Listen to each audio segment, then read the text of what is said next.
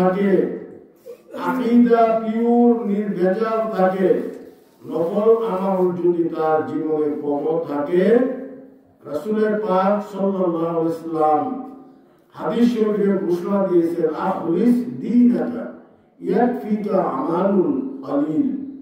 তুমি তোমার দ্বীন, তোমার ধর্মটাকে একবারে পিওর করো, খাঁটি করো, নির্ভেজাল করো।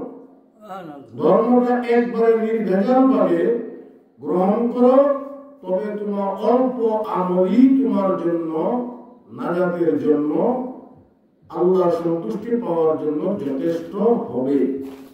শর্ত হলো ঈমান, আকীদা, বিশ্বাসটাকে একবারে নির্ভেজাল, খাঁটি, পিওর করতে হবে।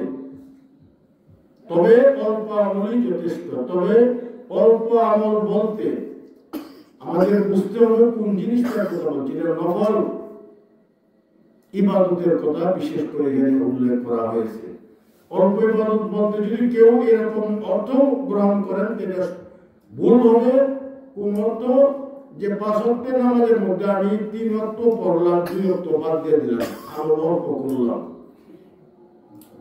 এটার অর্থ, এই হাদিস শরীফের অর্থ কিন্তু এরকম না। রমজান মাসে 30 রোজা আছে, আমি 20 রোজা রাখলাম, 10 রোজা ছেড়ে দিলাম, এমনটা নয়। দাড়ি সর্বনিম্ন 1 মুষ্টি পরিমাণ রাখতে হবে। এর কম যে দাড়ি 1 ইঞ্চি রাখলাম, হাদিসে তো আছে যে অল্প আমলই যথেষ্ট, দাড়ির পরিমাণও কমাই দিলাম, এমনটা নয়। কথাটা বুঝে আসছে?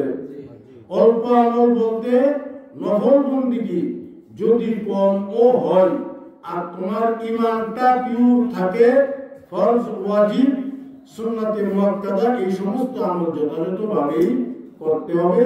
নফল আমল যদি অল্প হয় আর ঈমান নির্ভেজাল, খাঁটি, পিওর হয়, তবে এটাই তোমার নাজাতের জন্য যথেষ্ট হবে।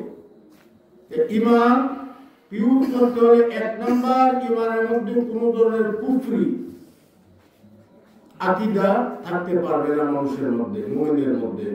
কুফরি থাকলে এই কুফরি আকীদার কারণে তার ঈমান নষ্ট হয়ে গেল, তার দ্বীন নষ্ট হয়ে গেল। শিরক যদি তার বিশ্বাসে থাকে, শিরককে কেউ ইবাদত মনে করে, তাহলেও তার ঈমান নষ্ট হয়ে গেল। তার পরবর্তী জীবনের এই ভ্রান্ত আকীদা নিয়ে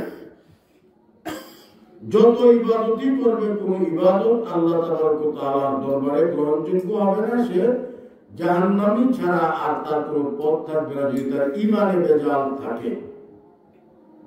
এই জন্য আমাদের এই দরবারে ঈমানের বিষয়টাকে আমরা বারবার আলোচনায় আনি, কারণ ঈমানে ভেজাল থাকলে তার জীবনের কোনো আমল আল্লাহ পাকের দরবারে কবুল হবে না, গ্রহণযোগ্য হবে না, তার ইবাদত দিয়ে আল্লাহ পাকের দরবারে কোন কিনারা পাবে না। তবে ঈমান পিওর হতে হবে, সাথে সাথে আমাদেরকে নবীজির সুন্নাহ অনুযায়ী, সাহাবায়ে কেরামের নকশা অনুযায়ী আমাদেরকে আমল করতে হবে। কারণ একটা মানুষ মুমিন হইতে গেলে তার মধ্যে সর্বপ্রথমে তাযীমুর রাসূল তার অন্তরে থাকতে হবে, নবীজির সম্মান, শ্রদ্ধাবোধ। নবীজিকে পৃথিবীর অন্য কোনো মানুষের সঙ্গে তুলনা, কম্পেয়ার করে আলোচনায় রাখা আনা যাবে না, বিশ্বাসও রাখতে পারবে না। কারণ সকল নবীদের চাইতেও আমাদের নবীজির শান হইল সর্বোচ্চ মাকামে। এই জন্য আমাদের নবীজিকে আমরা সাইয়্যিদুল মুরসালিন, ইমামুল মুরসালিন, খাতামুন নবিয়্যিন, আরো অনেক গুণে আল্লাহ তাবারক ওয়া তাআলা আমাদের নবীজিকে গুণান্বিত করেছেন। নবীজির সকল গুণ, সকল শান, সকল মান সহকারে বিশ্বাস করতে হবে। এই অনুপাতে নবীজির সম্মান, তাজিম অন্তরে ধারণ করতে হবে। এরপরে হলো নবীজির মহব্বত, যেটাকে হুব্বুর রাসূল। নবীজির মহব্বত হবে, নবীজি যেমন সর্বোচ্চ মাকাম আল্লাহ পাকের দরবারে নবীজিকে আল্লাহ দান করেছেন, নবীজির মহব্বতটা হবে ঠিক সেই উচ্চ মাকামের, যেটা অনেক উলামা কেরামের কাছ থেকে আপনারা অতীতেও শুনেছেন।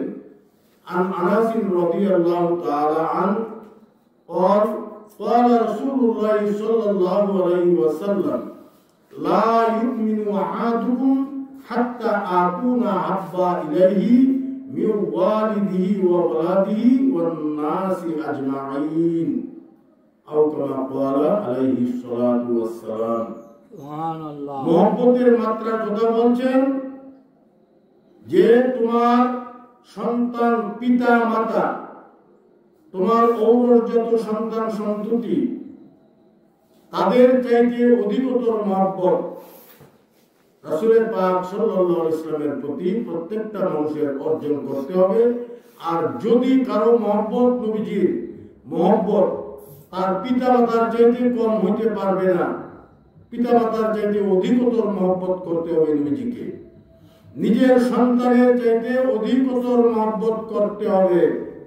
এরপরে আবার বলছি যে নাসি আজমাইন, নাসি আজমাইন মানে পরিচিত যত মানুষ, বন্ধু বান্ধব, স্ত্রী, আত্মীয় স্বজন, এরকম যারা আছে তাদের সঙ্গে তো একটা মানুষের মহব্বত ভালোবাসা থাকে।